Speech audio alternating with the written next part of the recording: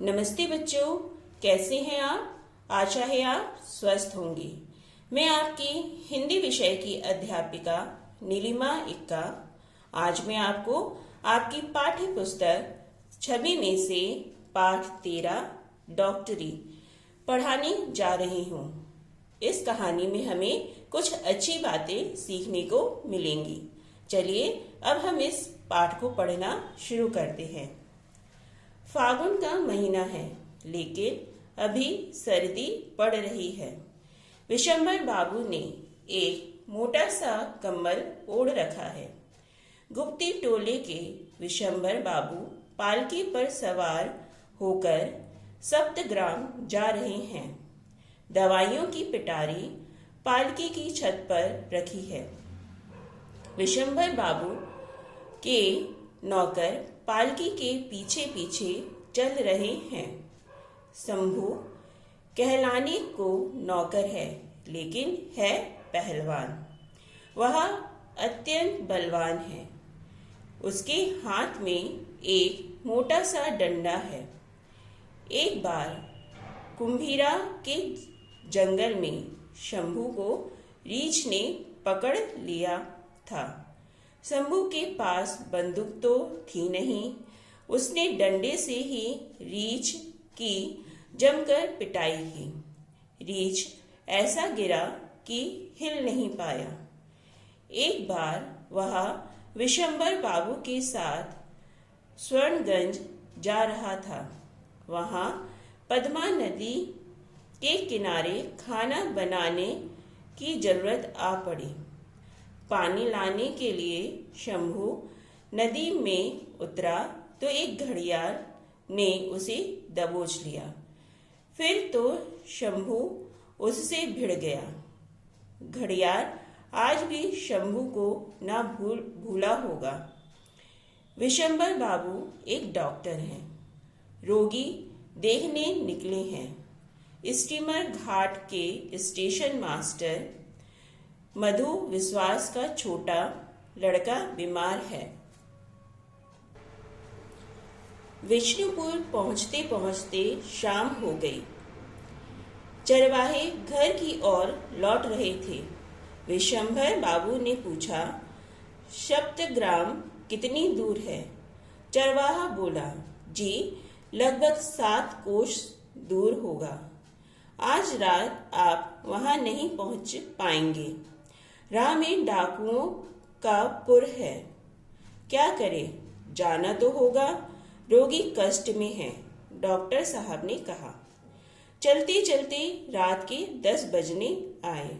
अचानक छत की पिटारी पर बंधी रस्सी खुल गई और दवाइयां गिर गईं। शंभू ने दवाई की पिटारी को कसकर बांधा और आगे बढ़े। कुछ दूर गए कि पालकी का डंडा टूट गया। पालकी नीचे जमीन पर आ गिरी। पालकी हल्की लकड़ी की बनी थी और डॉक्टर विशंबर थे भारी भरकम। अब कोई चारा न था। रात वहीं काटनी पड़ी। डॉक्टर साहब ने कंबल बिछा लिया और लेट गए। तभी कहारों के सरदार बुद्धू ने आकर कहा, वह देखिए कुछ लोग इधर ही आ रहे हैं। निश्चय ही ये डाकू हैं। डॉक्टर साहब बोले, तुम सब तो हो ही, डर काहे का? बुद्धू बोला, बगलू भाग गया है। पल्लू भी कहीं दिखाई नहीं देता। बख्शी उस झाड़ी में छिप गया है। विष्णु के तो डर के मारे हाथ पांव फूल रहे हैं। यह सुनते ही डॉक्टर साहब डर कर चिल्लाए, शंभू शंभू। शंभू बोला, जी साहब। डॉक्टर साहब थर थर कांपते हुए बोले, अब क्या होगा? शंभू बोला, डर काहे का, मैं तो हूं ही। डॉक्टर साहब बोले, लेकिन वे तो 5 हैं। शंभू बोला, मैं शंभू जो हूँ। उसने उठकर छलांग भरी और गरज कर बोला, खबरदार। डाकू ठहाका लगाकर हंसे। वे आगे बढ़ते गए। शंभू ने पालकी का टूटा डंडा लिया और घुमाकर डाकुओं की ओर फेंककर मारा। निशाना ऐसा लगा कि एक ही साथ तीनों डाकू गिर पड़े। फिर शंभू डाकुओं पर टूट पड़ा। जो दो डाकू चोट खाने से बच गए वे सिर पर पांव रखकर भागे। तभी डॉक्टर साहब ने पुकारा, शंभू। शंभू बोला, जी साहब। डॉक्टर बोले, दवाई की पेटी लाओ। अब इनकी डॉक्टरी भी तो मुझे ही करनी पड़ेगी, पट्टी भी बांधनी होगी।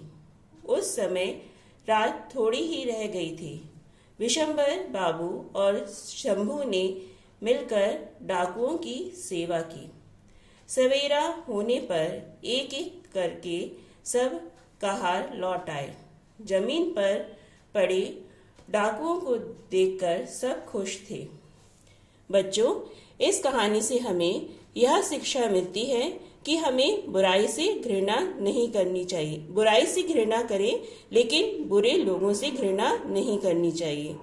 बच्चों, आपको इस पाठ से संबंधित कार्य भेजा जा चुका है। आप उसे अपनी अभ्यास पुस्तिका में लिखिए और याद भी कीजिए। अच्छा बच्चों, धन्यवाद। घर पर रहिए, सुरक्षित रहिए।